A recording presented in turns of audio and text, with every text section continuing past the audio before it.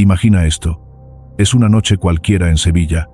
El aire huele a jazmín y a algo más oscuro, a pólvora y secretos enterrados. De repente, rompen el silencio ráfagas de armas automáticas, escopetas que escupen fuego como si el barrio entero se estuviera desangrando. No es una película, no es un sueño. Es las 3000 viviendas. Un laberinto de hormigón donde un clan manda con puño de hierro, donde el nombre Caracoleños se susurra como una maldición. Ellos controlaban las calles, las plantaciones ocultas de marihuana, el menudeo que envenenaba vidas a cambio de euros manchados de sangre. Pero un vuelco de droga, un error fatal, lo cambia todo. Hoy te llevo al corazón de esa guerra invisible, donde la lealtad familiar se tiñe de plomo.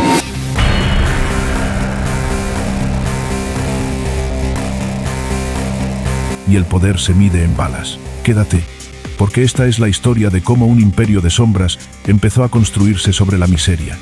Y por qué, paso a paso, comenzó a resquebrajarse. No te muevas, que lo que viene te va a dejar sin aliento. Las 3000 viviendas no es solo un barrio, es un mundo aparte, un pulmón olvidado de Sevilla donde la pobreza se enreda con la supervivencia como las raíces de un árbol seco. Construido en los 70 como solución habitacional para miles de familias obreras, prometía hogares dignos en el Polígono Sur, una zona al sur de la ciudad que olía a futuro. Pero el futuro no llegó. En cambio, se instaló el abandono. Bloques grises apilados como cajas de cerillas, calles sin luces donde el paro ronda el 90% y la esperanza se vende por gramos en las esquinas. Aquí la droga no es un vicio, es el oxígeno. El hachís llega de Marruecos en pateras que desafían el estrecho. La marihuana se cultiva en pisos trampa con lámparas robadas. Y la cocaína, esa reina blanca, se cuela desde puertos lejanos para repartirse en dosis que queman gargantas y sueños. Sevilla, con su Guadalquivir perezoso, se ha convertido en un nudo clave del narcotráfico andaluz. Un puente entre África y Europa donde los clanes gitanos, forjados en siglos de marginación, encontraron en el estupefaciente no solo un negocio, sino un código de honor torcido. En ese caldo de cultivo nació el clan de los Caracoleños, un nombre que evoca las vueltas cerradas de una caracola, pero que en realidad esconde una espiral de violencia y control. No hay un origen romántico, ni un patriarca legendario surgido de la nada como en las novelas. Los Caracoleños, también conocidos como los Peña o los Penanes, son una familia gitana extensa, ramificada como las venas de una hoja, que se asentó en las 3000 hace décadas. Su matriarca, Aurora Peña, era el eje invisible en los 2000, una mujer de mirada afilada y manos curtidas que tejía alianzas con el hilo de la sangre. Nacida en la posguerra, en tiempos de hambre y racismo que empujaban a los gitanos a los márgenes, Aurora vio en el barrio no una cárcel, sino un reino por conquistar. Sus hijos, nietos y cuñados formaban un ejército silencioso. Hombres como Ángel Jiménez, el portavoz que amenazaba con guerras peores que la de Corea si les quitaban lo suyo, o los hermanos que manejaban las guarderías, esos pisos donde la droga reposaba como un tesoro maldito. Pero empecemos por el principio, porque todo imperio se levanta sobre cimientos frágiles. En los 80, cuando España entraba en la democracia y el consumo de drogas explotaba como una burbuja, los caracoleños eran solo una familia más en el enjambre de clanes del Polígono Sur. Competían con los Romerales, los Chaparros o los Amate, todos gitanos que habían aprendido a sobrevivir en un sistema que les cerraba puertas. El negocio empezó pequeño, contrabando de tabaco desde Gibraltar, trueques de chatarra en los vertederos, peleas de gallos en corrales improvisados donde se apostaban fortunas. La chatarra era su tapadera perfecta. Camiones cargados de metal viejo rodaban por las calles, pero en los doblefondos se colaban paquetes de hachís prensado, negro como la noche andaluza. Aurora, con su instinto de loba, organizaba todo. Un hijo vigilaba las entradas al barrio, otro negociaba con marroquíes en la frontera, y los más jóvenes, apenas adolescentes, corrían los correos a pie, esquivando patrullas como si jugaran al gato y el ratón. Esto pasaba en los 90, cuando el barrio bullía de vida precaria pero unida. Las 3000 no era aún el epicentro del terror. Era un caos organizado, donde los clanes se respetaban por un código gitano que prohibía delaciones y traiciones. Los caracoleños crecían, pero no sin roces. En 1992, un ajuste de cuentas con una familia rival dejó 2 heridos de bala en la avenida de Andalucía, un tiroteo que la policía achacó a reyertas juveniles. Nadie habló. El omertá gitano era más fuerte que cualquier esposas. Aurora, desde su piso en el bloque 47, mediaba con té y amenazas veladas, recordando que la sangre no se lava con balas, sino con lealtad. Y funcionaba. Para finales de los 90, el clan controlaba el 10% del menudeo en el Polígono Sur, un botín que se medía en kilos de resina y miles de euros semanales. Compraron su primer coche de lujo, un Mercedes negro que aparcaban en doble fila como un trofeo, y las mujeres del clan vestían oro que pesaba como cadenas. Sin embargo, el crecimiento trae sombras. A principios de los 2000, el boom de la marihuana interior changed el juego. Ya no bastaba con importar, había que producir. Los caracoleños convirtieron pisos vacíos en invernaderos. Lámparas de sodio colgaban del techo, ventiladores zumbaban día y noche, y el olor dulzón del cannabis se filtraba por las rejillas. Un piso podía rendir 50 plantas, cada una con flores pegajosas que se vendían a 15 euros el gramo. Pero cultivar atrae envidias.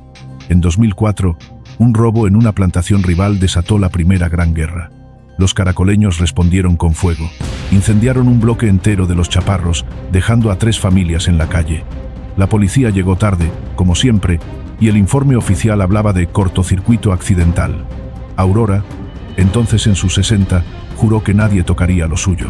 Contrató sicarios de fuera, payos con pistolas sin número de serie, y el clan se endureció. Los hijos menores, como los gemelos Peña, entraron en el negocio a los 14, armados con navajas y un hambre de poder que no distinguía entre familia y enemigo. Aquí es donde la espiral se aprieta. En 2009, todo estalla. Marzo de ese año, un menor de otro clan muere accidentalmente en una reyerta con los caracoleños. No fue intencional, dicen las crónicas, pero la sangre gitana hierve rápido. La familia del chico jura venganza, y los caracoleños huyen en masa. Vagan por Tablada, por las afueras de Sevilla, durmiendo en coches y chabolas. Aurora lidera la diáspora, con maletas llenas de efectivo y semillas de marihuana para no parar el negocio. Pero el exilio duele.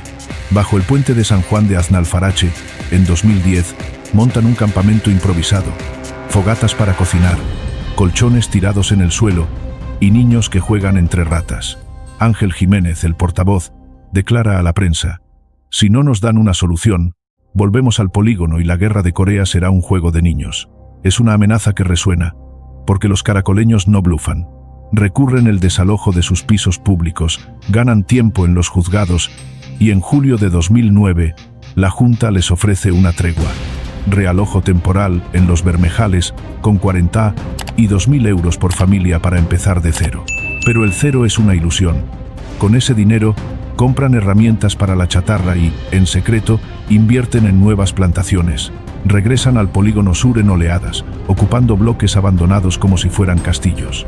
Aurora, la matriarca, enfrenta su primer juicio grande en 2012. Ocupación ilegal de viviendas públicas desde 2009. La acusan de usurpar 12 pisos, de convertirlos en fortalezas con rejas soldadas y cámaras caseras. Ella, en el banquillo, niega todo con voz firme. Son nuestras casas, las hemos pagado con sudor. El juicio se alarga pero sale absuelta por tecnicismos. La falta de papeles claros de la administración juega a su favor. Es un triunfo pírrico, porque la policía ya huele el cambio. Las 3000 se ha convertido en un narcoestado en miniatura. Clanes como los caracoleños controlan el 90% del tráfico, con rutas que van desde el Estrecho hasta los bares de la Macarena. Ingresan cientos de miles al mes, blanqueados en chatarrerías y bodas ostentosas donde el oro fluye como vino. Ahora escucha esto, porque el ascenso se acelera. Mediados de los 2010, los caracoleños diversifican, no solo marihuana, entran en la cocaína, esa que llega en mulas desde Colombia y se corta en laboratorios improvisados. Un primo del clan, apodado El Chatarrero, negocia con gallegos que descargan en Vigo, y los kilos fluyen de vuelta al sur. El barrio tiembla con su poder. Si un vecino debe una deuda, un hijo de Aurora aparece a medianoche con una pistola en la sien. No matan a la ligera. El código gitano lo prohíbe, pero dejan marcas, narices rotas, coches incendiados, amenazas grabadas en las paredes. En 2014, un informe policial secreto los tacha de organización paramilitar, arsenales de escopetas, kalashnikovs escondidos en sótanos y una red de miradores donde chavales con prismáticos avisan de redadas. Los caracoleños no son mafiosos de película, son pragmáticos, familiares hasta la médula. Las decisiones se toman en cenas dominicales, con Aurora al mando, repartiendo roles como una abuela reparte dulces. Los gemelos manejan la violencia, las nueras el blanqueo en mercadillos, y los abuelos, testigos mudos de un legado que empezó con caravanas y termina en balas. Pero el poder corrompe, y las grietas aparecen sutiles. En 2016, un traidor dentro del clan, un cuñado resentido por una herencia, filtra datos a la Guardia Civil. Registran una chatarrería en el polígono, incautan 200 gramos de coca y 3 pistolas. Nadie cae preso, pero el mensaje llega. El Estado asoma la nariz. Aurora responde con astucia. Diversifica las guarderías, mueve las plantaciones a bloques lejanos y fortalece alianzas con clanes menores. Para 2018, controlan el 40% del menudeo en las 3000, un imperio que genera millones anuales. Compran fincas en las afueras para gallos de pelea, donde apuestan fortunas y lavan dinero en apuestas. El barrio, mientras, se hunde más. Escuelas cierran por falta de alumnos, hospitales rechazan heridos de bala por miedo a represalias. Los caracoleños son reyes, pero reyes de un reino en ruinas. Y entonces, en la década de los 2020, el tablero se complica. La pandemia azota en 2020, y el confinamiento cierra rutas, pero no el hambre. Los caracoleños pivotan al delivery. Repartidores en motos sin matrícula llevan dosis a portales, un servicio express que triplica ganancias. Aurora, ya octogenaria, pasa el testigo a sus hijos, pero su sombra lo cubre todo. En 2022, un pico de violencia. Una guerra con los romerales por un cargamento robado deja 5 heridos y un muerto accidental. La prensa nacional titula Guerra de clanes en Sevilla, y el ayuntamiento declara el barrio zona de especial vigilancia. Pero los caracoleños resisten. Sobornan informantes, intimidan testigos, y su red familiar, más de 100 miembros, actúa como un escudo humano. Esto construye el pico, pero luego viene el primer resbalón serio. Octubre de 2024. Un vuelco de droga en la guardería principal. Alguien, quizá los naranjeros, rivales emergentes, roba un alijo de marihuana valorado en 100.000 euros. Los caracoleños no esperan. Responden con un tiroteo multitudinario. Durante 10 minutos, el barrio es un infierno. Ráfagas de armas automáticas, escopetas de caza, balas que rebotan en fachadas como lluvia de plomo, 2 heridos graves, cristales rotos y un pánico que se extiende como reguero de pólvora. La policía acude en masa, helicópteros sobrevuelan y por primera vez el clan siente el aliento caliente de la ley en la nuca. Aurora, desde su piso blindado, ordena calma, pero el daño está hecho. Los medios lo llaman el tiroteo de las 3000, y el foco nacional ilumina las sombras. El vuelco no fue solo un robo, fue el detonante. Los naranjeros, un clan más joven y ambicioso, controlaban plantaciones adyacentes y veían en los caracoleños un obstáculo. La reyerta expone fracturas internas. Un hijo de Aurora, celoso de un hermano, murmura dudas, y la lealtad se agrieta. La Guardia Civil, alertada, inicia vigilancia discreta. Drones sobre los bloques, micrófonos en chatarrerías, chivatazos de vecinos hartos. En noviembre de 2024, el comisionado para las drogas convoca reuniones urgentes con el ayuntamiento y la subdelegación del gobierno. Acuerdan intensificar controles en entradas y salidas, pedir registros judiciales en bloques clave. Los caracoleños lo saben, aprietan a los suyos, pero el miedo se filtra como humo. Y aquí, en este punto de no retorno, el bloque termina. El clan que empezó como supervivientes en un barrio olvidado ha escalado a señores del terror, dueños de las 3000 viviendas, de sus 3000 almas atrapadas en el ciclo. Han construido un imperio sobre hachís, marihuana y cocaína, con Aurora como faro en la tormenta. Pero el tiroteo de 2024 no es solo un eco, es el primer ladrillo suelto. La policía cierra el cerco, rivales acechan, y la familia, esa fuerza inquebrantable, empieza a cuestionarse. ¿Cuánto durará el reinado de los caracoleños antes de que todo se hunda? El siguiente paso lo dirá, pero por ahora, las 3000 contiene el aliento.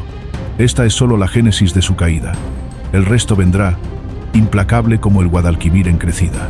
El eco de esas balas aún retumba en las paredes agrietadas de las 3000 viviendas, como un trueno que anuncia tormenta. Después del tiroteo que sacudió el barrio en octubre de 2024, El aire se cargó de sirenas y promesas de cambio. Los caracoleños, con Aurora Peña al frente como un faro en la niebla, creyeron que podían capear el vendaval. Pero el Estado, harto de sombras, desplegó su arsenal. Helicópteros zumbando sobre los bloques, agentes con chalecos antibalas irrumpiendo en pisos trampa. ¿Qué pasó cuando la ley entró a saco? Detenciones que dolieron como puñaladas, plantaciones que ardieron en humo verde y un clan que por primera vez vio su imperio tambalearse. Quédate conmigo, porque esto no es solo redadas. Es el principio del fin de unos reyes que jugaron con fuego. El bloque 2 te va a clavar en el sitio, con giros que ni en las peores pesadillas de Sevilla. El sol apenas despuntaba el 16 de octubre de 2024, cuando el polígono sur se convirtió en un tablero de ajedrez blindado. Imagina la escena. 50 vehículos policiales serpenteando por calles estrechas, accesos cortados como venas y 300 agentes, de la UDICO, antidisturbios, guías caninos, desplegados como un ejército invasor. No era una redada improvisada, era la Operación Vulcano, un nombre que evoca lava ardiente. Y con razón, todo empezó 3 meses antes, con investigaciones silenciosas que olfateaban el menudeo de marihuana como sabuesos en celo. Pero el tiroteo del sábado anterior, ese pandemonium de ráfagas de Kalashnikov y escopetas que duró 10 minutos eternos, fue el detonante. Un vuelco de droga, un robo de alijo valorado en 100.000 euros, entre caracoleños y naranjeros había encendido la mecha. Los naranjeros, ese clan extremeño que llegó recogiendo naranjas y ahora cosecha balas, asaltaron una guardería de los Peña en la barriada Murillo. Los caracoleños respondieron con plomo, y el barrio entero contuvo el aliento. Pero luego, la respuesta del Estado fue un mazazo. A las 7 de la mañana, los agentes tomaron la barriada Martínez Montañés, bastión histórico de los caracoleños, donde las familias Peña habían tejido su red desde las antiguas caracolas de los Bermejales. 16 registros domiciliarios simultáneos, puertas reventadas con arietes y el caos de colchones volteados, lámparas de cultivo destrozadas. En uno de los pisos clave, en el bloque de los Verdes, encontraron el corazón latiendo, 200 gramos de cocaína envueltos en plásticos sucios, 3 pistolas sin número de serie y munición que bastaba para una escaramuza. 10 detenidos en las primeras horas, la mayoría hombres del clan, hijos, sobrinos, cuñados de Aurora, esposados frente a vecinos que miraban desde las persianas entreabiertas. Es el culmen de varias investigaciones, declaró Macarena de la Palma, portavoz de la Policía Nacional, con voz firme en rueda de prensa improvisada bajo el sol andaluz. Y no era bluff. Se incautaron armas largas, escopetas de caza modificadas y kilos de hachís prensado que olía a estrecho de Gibraltar. Esto pasaba mientras el subdelegado del gobierno, Francisco Toscano, anunciaba desde el ayuntamiento que la operación se intensificaba por la alarma social. Los caracoleños, que controlaban el 40% del menudeo en las 3000, sintieron el primer zarpazo. Aurora, la matriarca de mirada acerada que había mediado en guerras pasadas con té y amenazas, se atrincheró en su piso del bloque 47. A sus 80 y tantos, no era la primera vez que veía esposas. Recordaba el exilio de 2009, cuando un tiroteo mató a un menor y la obligó a vagar por Tablada con maletas de billetes. Pero esto era distinto. Drones zumbando sobre los tejados, helicópteros que proyectaban sombras como aves de presa y agentes de paisano infiltrados en mercadillos de chatarra, la tapadera perfecta del clan. En las chatarrerías de la periferia, donde camiones cargados de metal viejo ocultaban dobles fondos con resina, cayeron 2 arrestos más. Un primo apodado El Chatarrero, que negociaba con gallegos en Vigo, y un joven de 17 años que corría correos a moto sin matrícula. Y después, el vendaval se extendió. 2 días más tarde, el 18 de octubre, la policía volvió a la carga en Las Vegas, una zona de bloques de ruidos donde los naranjeros tenían su feudo. 110 agentes esta vez, con apoyo de la UIP, esas lecheras que evocan cargas antidisturbios, allanaron narcopisos en la calle La Colmena. El botín fue demoledor. 500 plantas de marihuana en macetas hidropónicas, ventiladores zumbando como avispas enfurecidas, y un fusil MP-28 y reliquia de la guerra civil que los clanes habían bautizado irónicamente como Naranjero. 3 detenidos de los naranjeros, pero el golpe rebotó en los caracoleños. Un sobrino de Aurora, implicado en el tiroteo, cayó por tenencia ilícita de armas. La alcaldía, con Antonio Maiza al frente, convocó al comisionado para las drogas, Jaime Bretón, y acordaron lo impensable, intensificar controles en entradas y salidas, pedir al juzgado autorizaciones para registros masivos en bloques enteros. No más ciudades sin ley, tuiteó el alcalde, mientras en el barrio, madres con carritos esquivaban patrullas como si fueran minas. Pero el clan no se rindió tan fácil. Aurora, desde su fortaleza, orquestó la contraofensiva sutil. Envió a las nueras a los juzgados con papeles falsos de propiedad, alegando que las viviendas eran herencia legítima de los tiempos de las caracolas. Sus gemelos, los hijos que habían crecido entre gallos de pelea y amenazas, dispersaron las guarderías. De un bloque a otro, de Sevilla a Carmona, donde un registro sorpresa, el 20 de octubre pilló a un cuñado con 400 plantas más. La policía, oliendo la maniobra, lanzó la tercera ola el 24 de octubre. 210 agentes en un operativo que barrió 28 pisos en las 3000 y uno en las afueras. El resultado, un mazazo numérico. 5.000 plantas de marihuana incautadas, equivalentes a 544 kilogramos de cogollos secos, listos para el mercado negro. 21 plantaciones destruidas, con el humo acre elevándose como ofrenda a un dios vengativo. 5 armas de fuego, 2 largas, 3 cortas, y 18 detenidos en total desde el tiroteo, 8 de ellos caracoleños que pasaron a prisión provisional por riesgo de fuga. Esto escalaba la presión, pero luego vino el juicio de la calle. En noviembre de 2024, mientras el Guadalquivir lamía sus orillas indiferente, el juzgado de instrucción número 12 de Sevilla procesó a los cabecillas del tiroteo.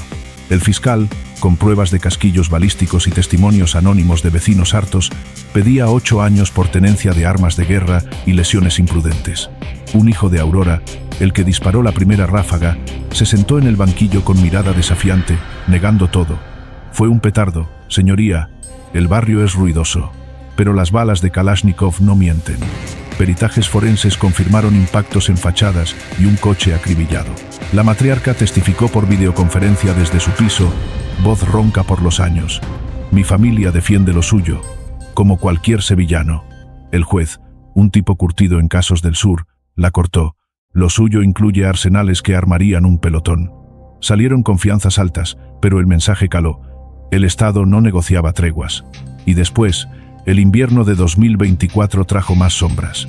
La policía, con inteligencia de la UDICO, infiltró informantes en las peleas de gallos, esos corrales en fincas de las afueras donde los caracoleños blanqueaban euros en apuestas furiosas. En diciembre, una redada en una chatarrería de la carretera a Carmona pilló a 4 miembros del clan con 2 Kalashnikovs desmontados y 30.000 euros en billetes pringosos. Operación Trazadoras, la bautizaron por las balas trazadoras que habían volado en octubre. Aurora, que había sobrevivido juicios por ocupación ilegal en 2012, cuando defendió 12 pisos como sudor gitano, vio cómo su legado se resquebrajaba. Sus hijas, las que manejaban el oro en mercadillos, empezaron a susurrar dudas. ¿Vale la pena el plomo por gramos? El barrio, mientras, respiraba un alivio precario. Escuelas reabrieron con vigilancia, y el comisionado invirtió en luces LED que iluminaban esquinas antes ciegas. Pero el golpe maestro llegó en enero de 2025. La delegación del gobierno, con Pedro Fernández al mando, anunció un plan integral, derribo selectivo de bloques condenados, donde las plantaciones habían horadado cimientos como raíces cancerosas. Los caracoleños, que usaban esos edificios como fortalezas con rejas soldadas y cámaras de segunda mano, se movilizaron. Aurora lideró una protesta simbólica. Mujeres del clan con pañuelos negros ante el ayuntamiento, gritando «Viviendas para los nuestros», pero el juez autorizó los desalojos, y en febrero, maquinaria pesada rugió en la barriada Murillo. 10 familias Peña desalojadas, con sus enseres amontonados en la calle bajo lluvia fría. En uno de los pisos vaciados, agentes hallaron un laboratorio improvisado, balanzas digitales, prensas para hachís y un pasaporte falso a nombre de un marroquí que nunca existió. 2 detenciones más. Y el clan perdió su núcleo duro. Esto apretaba el cerco, pero luego los naranjeros olieron sangre. En marzo de 2025, un nuevo vuelco. Robaron un envío de cocaína destinado a los caracoleños, valorado en 200.000 euros, que venía de puertos gallegos. La venganza fue un tiroteo menor en Las Vegas, con escopetas que hirieron a un neutral, un vecino atrapado en el fuego cruzado. La policía, alerta, lanzó la operación Trazadoras Sexto en abril. 100 agentes allanaron fincas en las afueras, incautando un Kalashnikov intacto, 500 plantas más y 15.000 euros en una caja fuerte bajo hormigón. Demostraciones de fuerza. Las llamaron los agentes, ligadas a los clanes de la marihuana. 4 caracoleños a prisión, incluyendo un gemelo de Aurora que juró guerra total desde la celda. Y después, el verano de 2025 trajo el calor de los juicios. En mayo, la Audiencia Provincial de Sevilla juzgó el macroproceso post-Vulcano. 25 acusados, con pruebas de grabaciones telefónicas nulas por tecnicismos, como en viejos casos gitanos, pero balística irrefutable. El fiscal pidió 15 años acumulados por organización criminal y tráfico agravado. Aurora, testigo clave, se presentó con bastón y mirada de acero. Somos pobres, señoría. La chatarra no paga prisiones. Pero el tribunal vio más. Blanqueo en gallos de pelea, donde apuestas de miles lavaban el sucio. Condenas cayeron como lluvia. 8 años para el chatarrero, 5 para los gemelos, y multas que sumaban 1 millón de euros. La matriarca, por cohecho a testigos, salió con 2 años suspendidos. Su edad jugó a favor, pero el clan sangraba. Bienes embargados, chatarrerías clausuradas, y la red familiar, esa que había sido escudo, ahora llena de grietas. Pero el declive no paró. En junio de 2025, un soplo interno, un cuñado resentido por deudas, filtró rutas de hachís desde Marruecos. La Guardia Civil, en coordinación con la Nacional, tendió una emboscada en el puente de San Juan de Aznalfarache. 3 furgonetas interceptadas, con 15 kilogramos de resina y 2 mulas detenidas. Los caracoleños perdieron un enlace clave con el estrecho, y Aurora, en una cena clandestina, repartió culpas. La sangre traiciona a la sangre. El barrio, mientras mutaba, el derribo de bloques abrió espacios verdes precarios y programas sociales del comisionado trajeron mediadores gitanos que hablaban de paz económica. Pero los peñas resistían, diversificando a éxtasis sintético, ese veneno de pastillas que entraba por discotecas de la Macarena. Y aquí, en julio de 2025, el bloque 2 cierra su telón con un cliffhanger amargo. Las redadas han cercado a los caracoleños, con 30 detenciones acumuladas, miles de plantas en cenizas y un arsenal que yace en evidencias judiciales. Aurora, la loba que forjó un imperio de miseria, ve cómo su reinado se deshace hilo a hilo. Los naranjeros acechan, la ley aprieta, y la familia, esa lealtad gitana que era su fuerza, ahora duda en las sombras. ¿Sobrevivirán al embate o el próximo tiroteo será el último? Las 3.000 viviendas, con sus 3.000 almas, espera el siguiente acto. El bloque 3 desvelará si el hundimiento es total o si los peñas renacen de las ruinas como siempre. El humo de las plantaciones quemadas aún flotaba sobre las 3.000 cuando el año 2025 entró en su segunda mitad como un cuchillo oxidado. Los caracoleños, heridos pero vivos, creyeron que podrían lamerse las heridas y volver al negocio. Aurora Peña, la matriarca que había sobrevivido a exilios, juicios y balas, seguía dando órdenes desde su piso blindado del bloque 47, pero el Estado ya no venía a negociar. Venía a terminar lo que empezó. Lo que ocurrió entre julio de 2025 y marzo de 2026 fue una guerra lenta, silenciosa y letal. Macrojuicios que rompieron la familia, embargos que se tragaron el oro y un tiroteo final que dejó al clan de rodillas. Quédate pegado, porque este bloque es el momento en que los reyes de Sevilla entienden que no hay corona que resista cuando la ley decide apretar de verdad. Julio de 2025 arrancó con un calor que hacía crujir el asfalto del Polígono Sur. La Audiencia Provincial de Sevilla había fijado para septiembre el macrojuicio de la Operación Vulcano Trazadoras. 38 acusados, 1.200 años de cárcel pedidos en total y un expediente tan gordo que necesitaban 2 furgones para llevarlo al juzgado. El fiscal especial antidroga, Miguel Ángel Torres, no iba de farol. Tenía balística irrefutable de los tiroteos de octubre 2024 y abril 2025, grabaciones de cámaras de seguridad municipales, testimonios protegidos de vecinos y, sobre todo, los partes de entrada y registro de las 21 guarderías desmanteladas. Los caracoleños contrataron a los mejores abogados de Sevilla, los mismos que habían sacado a Aurora en 2012 por usurpación, pero esta vez la cosa pintaba distinta. El juez de refuerzo, Francisco Guerrero, había sido trasladado desde Málaga precisamente para casos de narcotráfico gitano y no tenía miedo a las miradas de fuego de la matriarca. Esto ha sido todo por hoy. Muchas gracias por haber acompañado hasta el final esta historia completa sobre el clan de los caracoleños y su caída en las 3000 viviendas. Si deseas compartir tu opinión o algún dato adicional que conozcas sobre el caso, te invito a dejarlo en los comentarios. Los leo todos con atención. Si te ha interesado el tema, suscríbete y activa la campanita para no perderte los próximos vídeos del canal. Nos vemos en el siguiente. Un saludo.